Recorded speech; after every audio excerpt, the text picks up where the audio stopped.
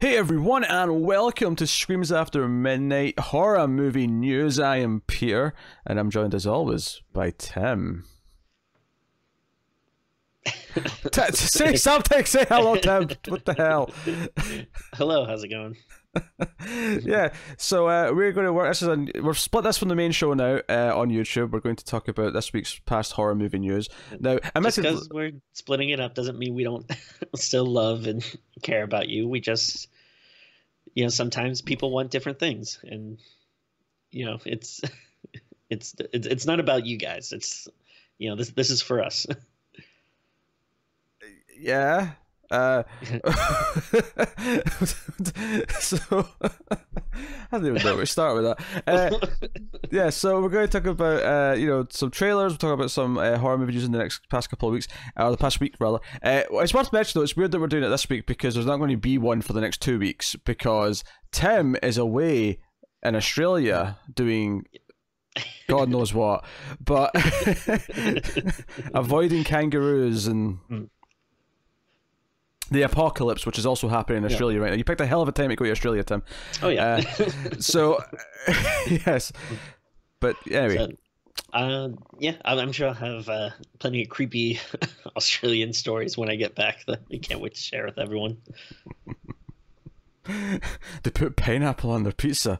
It was terrifying. It was terrifying. Okay, all right. So yes, horror movie news for this week. First up, Don't Breathe, an Evil Dead co-writer, Rodo Sayagas, maybe I'm saying that right, is actually going to be directing Don't Breathe 2. So this kind of reminds me of Lee Winnell doing Insidious 3. That's true, yeah. The co-writer, so obviously Fede Alvarez did these two movies, did Evil Dead and Don't Breathe.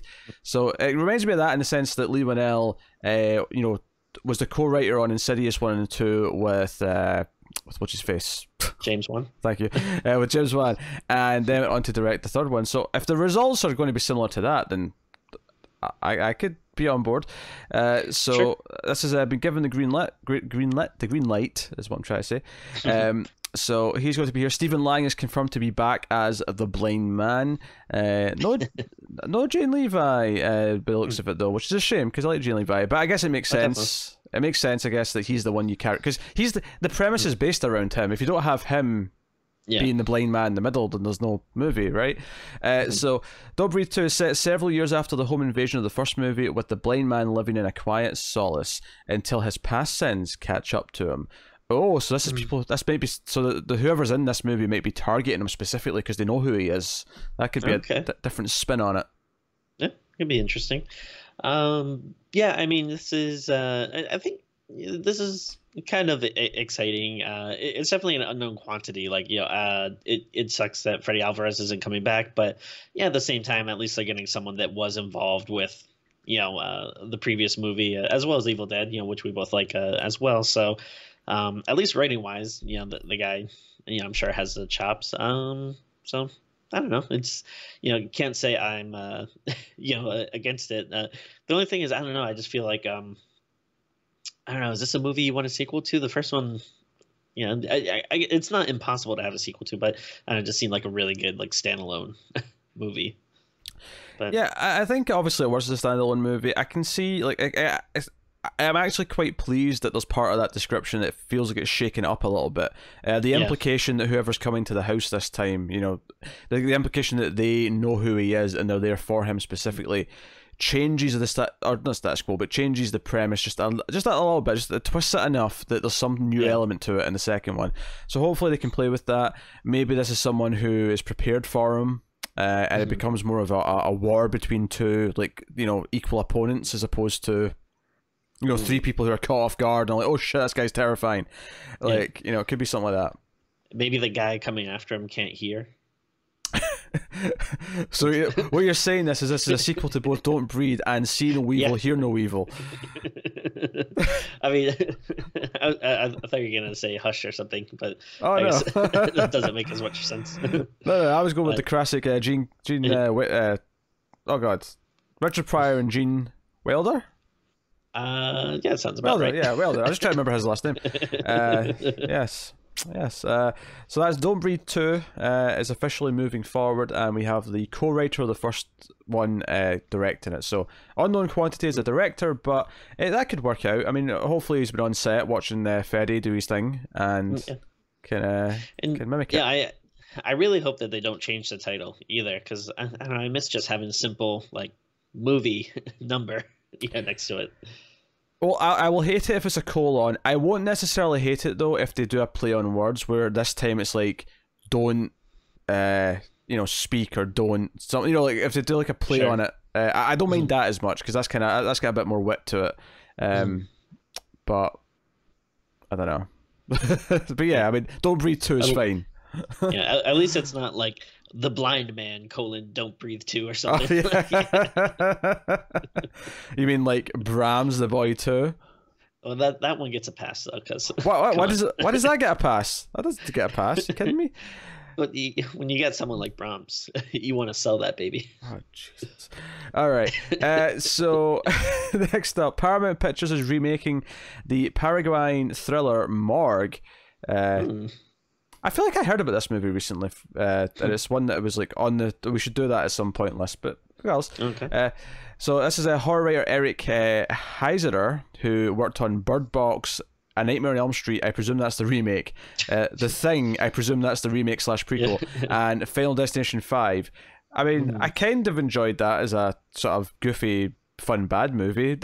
So yeah, this guy's filmography so far is not super hot. So he's going to produce this under his chronology banner, reports Deadline. The original version of Morgue was written, produced, and directed by Hugo Cardozo and featured dialogue in Spanish and Guarani. So, by the way, all this stuff that I'm reading is from Bloody Disgusting, just in case I don't credit them enough for their text here. In Spanish and Granny, like Granny, like a grandma. Guarani, Guarani, Guarani. Okay. I can't tell you where that language is from, but that's what I'm reading here. So here's a description of the movie. I thought it was like some weird grandma language. Okay. After hitting someone with his car and fleeing the scene, a freelance security guard is assigned to cover a night shift at a hospital where he discovers the body of his victim in the morgue. As the night progresses, he is tormented by his guilt or something more sinister. Well, that sounds like a pretty cool premise, or at least interesting. It does actually, yeah. I think we have to seek out the original here, because So, wait, hold on. It sounds like something. Oh, wait, what? Why did they leave this to the end of the article? Bloody disgusting. What are you doing? It casually mentions at the end of the article, Heiser is also the Oscar-nominated screenwriter of Arrival. Look, I get that it's not a horror movie, but that is clearly the best thing that he's written, and you didn't put that in the initial list. What the hell? Wow. Interesting. Okay. Wow, what a pedigree. So, I don't know. We'll see. No, I mean, I like the premise. It definitely sounds interesting, and then it'll be really interesting to see the director they get with it, because even when something sounds like really good, it ultimately is going to fall on who they get to work on it. So I don't know if they get like a cool voice behind it. Definitely could be interesting. Yeah, so I think that's one we have to try and seek out. So that's Morgue. Sounds like something Shudder would have. It does, doesn't it? Maybe they'll get it soon. Next up, Mark Jenkin, who directed Bait, which I don't think either of us have seen, will be directing. Is that the one about the sharks in the grocery store? I have no idea, but it sounds great. It sounds amazing. I know about this. I'm pretty sure it was an Australian movie, and it was like there's like a flood or tsunami or something, and these people are trapped in a grocery store, and then it like fills up with water, and there's like sharks in there. Okay. I'm intrigued. It sounds like a weird Aussie version of Crawl, but I'm into it. So so Mark Jenkin, his next film is going to be the Cornish set horror film Enys Men. Or maybe Enys Man. Maybe it'll be Enys Man. But sorry. I just Okay. butchered this title. Enys Men, not man. Enys Men. The film. It's a completely different movie. Okay, so Oh really? never Okay. mind that. All right, fine. Yeah, Bates, not the fun Yeah. sounding movie with the sharks and the grocery store. So this film, What's it called? Enys Men, the film revolves around a woman on an island with only an ancient standing stone for company, haunted by echoes of both the past and the future. Not the past and the present, not that. So yeah, so this is a one person on The their own. movie I was thinking of was Bait 3D. Very good. Close. Very good, yes. Very close. What do you think about this film about a woman with a stone? So, wait, she's on an island with just a stone. That's it. With an ancient standing stone. So think like a Stonehenge-esque stone. Okay. I mean, if that's a starting point, but then what happens? Does the stone come to life? Does it start showing her things? Does it drive her crazy? Are there other things on the island? This is why you pay attention, Tim. I said she is haunted by echoes of both her past and her future. Okay, well, I mean, I don't know this woman. Did she have an interesting life? Like, is there, like, if that was happening to me, I don't really have the most interesting life. That'd be a boring movie. Yeah, you'd regret not getting that extra slice of pizza that one day. Would be weighing on you. Don't remind me, please. Still think about that. I don't know. I mean, this is kind of like it's a little too vague to really make out a you know to get excited about, I guess. But you know, I mean, I wouldn't necessarily like write it off or anything though. Could be good. Apparently, the title is Cornish for Stone Island. It's going to start shooting in Cornwall in May 2020. So. Sounds corny. Very good. Very good. Next up, Lamberto Bava, the son of Mario Bava, directed Italian horror films Demons and Demons 2 back in the 80s. So I'm quite fond of those, especially Demons 2. I quite like that. We've not done those in the show yet, but I mean, we should do at some point. So, yes. So coming up. Yeah. So the first film starred Garetta. Wow. I didn't even know that was the actress's name, Garetta. As the character Rosemary. As fans of the film surely recall, Rosemary undergoes a gruesome transformation into one of the film's titular demons. All these years later, Bava and Garetta are re-teaming on a new horror film to be co-produced by Bava and directed by the demon star. So Garetta is going to be directing a new film produced by Bava. So they're teaming up, but now she's in the director's chair. Kansas Bowling is going to produce the film, which will be shot in 60mm in New Orleans sometime this year. The movie, and this is all we have for the description. This is all the tease they've given. The movie will have DNA closely tied to Bava's original Demons film. Okay. Cool. I don't know if that means it's just like a spiritually it'll have a similar sort of feel. Is it set in the same universe? Maybe. Yeah. You know, possibilities. Yeah, I mean, again, you know, they're not really telling you much, but I mean, I think it's enough to get excited, though. Yeah, I mean, I like the Demons movies as well, so this could be cool. Yeah. So pretty neat. Yeah, it's good. I mean, who knows if Garetta can direct movies? I have no idea. I don't know she's done anything yet. In the director's chair, but we'll find out. Indeed. Next up, Orion Pictures has found their director for their Eli Roth produced horror 1031, which he previously called one of the best, scariest premises for a horror film that I have read in years. So I remember that. Yeah, so Gigi Sol Guerrero is going to direct the horror thriller about a young woman who takes her niece and nephew trick-or-treating and discovers a note inside a candy wrapper informing her there's a killer on the loose on her block. I have to admit, I do quite like that premise. Yeah, that's cool. That's a cool premise. Now, here's the thing. So this is called 1031. It's set at Halloween. Are they going to get this done in time for this October? Because it's a horror movie, it's possible. Yeah. Hopefully. I would hope. So Guerrero directed. If they release this the week after Halloween or something, just morons. Yeah. Guerrero directed the short film El Gigante and an episode of USA's The Purge and an episode of Hulu's Into the Dark. Oh no, could go either way. Yeah, the Into the Dark episode he did was called Culture Shock. Do you remember that one? Oh yeah, that was one of like kind of the more notable ones. Oh, okay. I don't think it necessarily I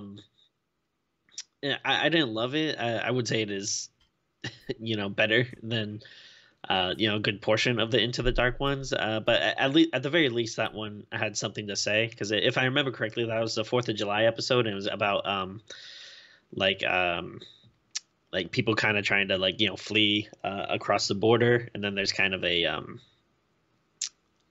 thing where like these immigrants kind of get like wake up in this very like picturesque American town, and almost like a weird warped reality where they're in this town that seems a little too good to be true. But it was interesting. Very depressing one though. Okay. All right. So that sounds interesting. So that'll take us on to next story, which is an interesting one. So Corey Taylor, who you might know from Slipknot. This is the singer from Slipknot. Okay. He has written a script for a horror movie that he plans on directing. So I mean, we just watched a movie but directed by Fred Durst recently. So I mean, I'm not feeling super hopeful about this, but who knows? Maybe Corey Taylor.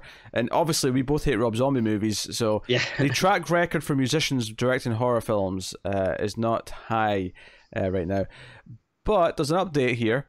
Heather Wixon reports from Daily Dead that Tom Savini's team will be handling the makeup effects for the film. Okay. So, yeah. Jason Baker, who's Savini's partner, has confirmed it via social media. And there you go. So they can talk about the fact that they're doing it, but there's not real any plot details yet to talk about. So we don't have any premises, but we do have, again, some interesting names to kind of... Okay, so Savini's still doing something interesting. Because when was the last time Tom Savini did anything, in terms of actually actively working on effects? I don't know. I think he's mostly retired. Yeah. I know Shudder just put out a documentary about him, which I haven't watched yet, but I've been meaning to. But no, I mean, yes, Savini's obviously great. What's sad? I'm just trying to think of the list of musicians that have done horror movies, and honestly, I hate to say it, but Rob Zombie might be the best one. I mean, between Rob Zombie, Fred Durst, Glenn Danzig, I don't know. See, this is. I mean, clearly they should just stop trying, because they're cursed to make terrible movies. So we'll see how Corey Taylor's movie ends up. Yeah, I mean, I don't have anything against him. I don't really necessarily like that music, but I mean, if he does something cool, I'll be down for it. But again, a lot of this stuff just usually kind of feels like vanity projects, which I don't think ever end up that great. But I mean, who knows? Maybe he'll buck the trend. Yeah, maybe. So I had a couple of trailers there. We just got two we're going to talk about this week. First one is the Morbius trailer, the vampire movie from Sony, which is a Marvel Spider-Man character that is getting its own movie, much in the style of Venom. They're trying to really milk the fact that they own the rights to the Spider-Man characters by doing an entire shared universe only using Spider-Man villains, which is insane. Of course, the most interesting thing about this is probably the fact that Michael Keaton's character from, Vulture from Spider-Man Homecoming shows up at the end, which is intriguing because that is tying it to the MCU as well. And maybe that's part of the recent deal that Sony and Marvel kind of struck up to keep Spider-Man, shared between them. So that is, I guess, kind of neat, but this trailer looks like garbage. I don't know how you feel about it. I don't know. I thought it looked pretty good, honestly. Here we go. It's so badly wants to be like Batman Begins. It's not even it's not even trying to hide it. The music feels like the exact same. It has that whatever standard music you get in every trailer now where it's like boom boom boom boom boom boom boom boom boom boom boom like, and I don't know. Honestly, I think I would be at least a little bit more excited if it wasn't Jared Leto. Like, I mean, I guess he's a fine actor or whatever, but he seems like such an asshole, and it's kind of hard to separate him when he's in a role. Like sometimes, yeah, I don't like Jared Leto at all. yeah, I just see Jared Leto when I look at this movie. The yeah, actual content of the trailer looks like a cross between, like, I mean, I never saw it, but just based on the trailers for these other movies, like, I'm getting like Dracula Untold meets a little bit of Van Helsing, which I have seen, didn't like, meets a little bit of something else that like, I mean, it's barely a horror movie. I mean, we've got it here because it was funny to talk about, and it's a vampire, but I mean, the thing that's weird is like I actually do like Morbius as a character. He, you know, because I mean, he's been around for a while, but he feels 90s-ish to me. I mean, it's because I just first learned of him when I was watching the Spider-Man cartoon in the 90s, which was funny because they had if you watch the 90s Spider-Man cartoon, like they had this whole big vampire arc, but the show was so heavily censored, like they couldn't even like mention blood. So they had like Morbius, and he always craved plasma. Like, it was just like so stupid. Like, I want plasma. Like, all right.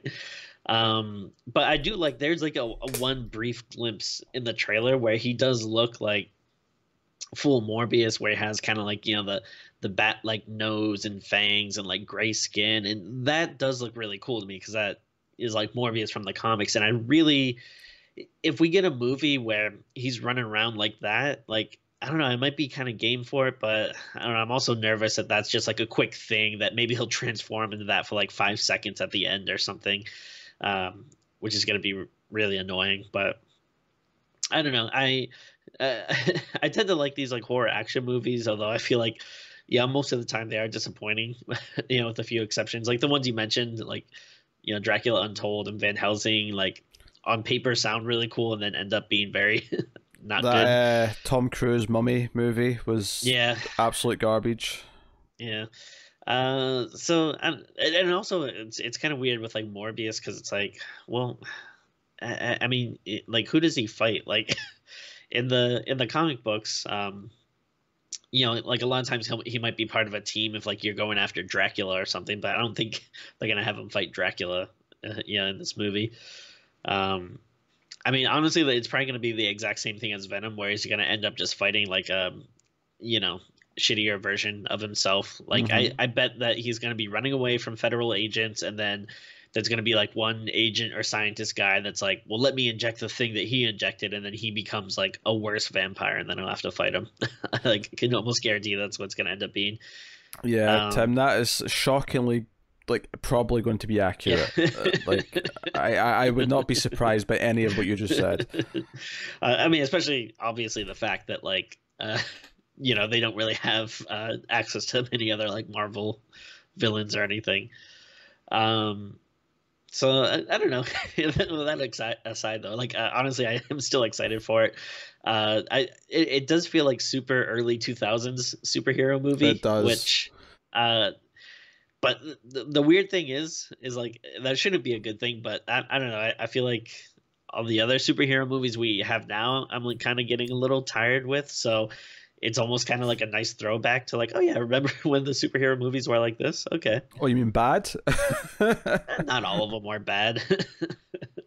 Most of them are bad, right? This is Daredevil, Elektra, Ghost Rider era, and dare I say, those first Hellboy movies were in that era. How dare you? Yeah, but they were good. Some of the exceptions. No. I won't hear of it. I don't know. Was there? Oh, yeah, like you mentioned, like, yeah, the connection to the MCU again. Like, I don't know. I don't really care about it. Do you know what's weird? Is that I feel like the whole point of Vulture showing up is that they want to like set up the Sinister Six, and then presumably maybe like Spider-Man 4, the MCU will do. They can use the Sinister Six. But the weird thing is neither Venom or Morbius are Sinister Six characters, so, so they've not even really got to any of those yet. It's I don't know, bizarre. But yeah. And like I'd be very surprised if his role is much bigger than that in the trailer. Yeah, it's probably just a cameo, for fun's sake. So that's out July 31st. See it if you dare, I suppose. Most of the stuff we talk about on this news ends up stuff that we're probably going to review, right? Because the main part of the show is the review that we do every week. Well, 6 times a month now we do. But I feel like Morbius is one that maybe we won't, or like I don't know. Like, is that worth reviewing at all? And if it is worth reviewing, is that a Screams review, or is it just like a regular 121 review? I don't know. That said, though, Tim's the only one who actually knows who Morbius is and like anything about him, so Tim would have to be there for it. So I mean, it hasn't stopped you before, but look, my 2020 New Year's resolution is to fit Tim into the schedule when schedules permit. I sometimes you just want to be asked. You don't want to go to the dance, but it's always nice to be asked. I mean, we'll see how you feel when I start my Buffy podcast and I ask Matt to be on it. I dare you. I dare you. Okay, so we got one last trailer to talk about, just the two this week. We got a trailer for the Siren, not to be confused with the TV show Siren on Freeform, which looks like absolute garbage. So this isn't there another movie called Siren too, like that was based on one of the segments from VHS? That sounds kind of familiar, but that was just Siren. This is the Siren. Okay, because I think it might even be on Netflix right now, because I think I just added it to something, even though I heard it wasn't that good, but I've never seen it. So yeah, so anyway, so this is a film called Siren. A man searches for a secluded lake for the monster that murdered his husband, while that monster falls in love with an unsuspecting visitor in Perry Blackshear's the Siren. And this is actually the guy who directed They Look Like People, which I just saw for the first time a few months ago and loved. So I mean, just in the director alone, I'm kind of into it. This is actually hitting VOD at the end of the month. So this is this month, yeah. Oh, I thought it said in May on the trailer. It says January 28th, 2020. So I like, this is something we're going to have to fit into the schedule at some point, but so in the film, Tom, played by Evan Dumichel, he was in Doctor Sleep, all right? Okay. He was in Doctor Sleep. He's a mute man from a sheltered religious background who is haunted by the childhood accident that cost him his voice. While on a retreat at a lake house, he meets Al McLeod Andrews, who was in a Ghost Waits and Doctor Sleep. 2 Doctor Sleep actors, really. Whose husband drowned in the lake, one of many mysterious deaths there. So the trailer's it's a teaser trailer for sure. It's not like super detailed in terms of plot. It's some shots of the Siren. If you know what the Siren is, it's basically a mermaid. And it's some moody shots of the guy looking out at the lake and some atmosphere. I like this. I mean, there's not a lot to talk about, but I actually kind of liked what I saw of it. Yeah, no, I'm on the same page. I haven't seen They Look Like People yet. I've heard good things, so I do want to check it out at some point. But it was like a very had like a nice like moody atmosphere to it, and I like that they kind of like unfortunately, like a lot of trailers give too much away, but this was actually like a nice teaser. They give like they kind of talk about Sirens, give like a few glimpses of it, and kind of give you some idea of what the tone of it's going to be, but it all looked pretty good. Yeah. This was like a lot shorter, which is funny. The Morbius trailer was also supposedly a teaser, even though it was like 2.5 minutes long. But... Yeah, the mainstream studios that do teasers for these big budget movies, they're not teasers anymore. They're just the first trailer. So that's just how it is now. It also adds here, part dark fairy tale and part elegant nightmare. The Siren is a heart-wrenching story of passion and revenge that will take hold of you and never let go. So, I'm looking forward to seeing this. I really liked They Look Like People. That's another one we have to do in the show at some point. But so this is the Siren. Yeah, sounds like it could be a good double feature with Gretel and Hansel when it comes out. I'll let me get that at the same time, Tim. I think that's one that we have to.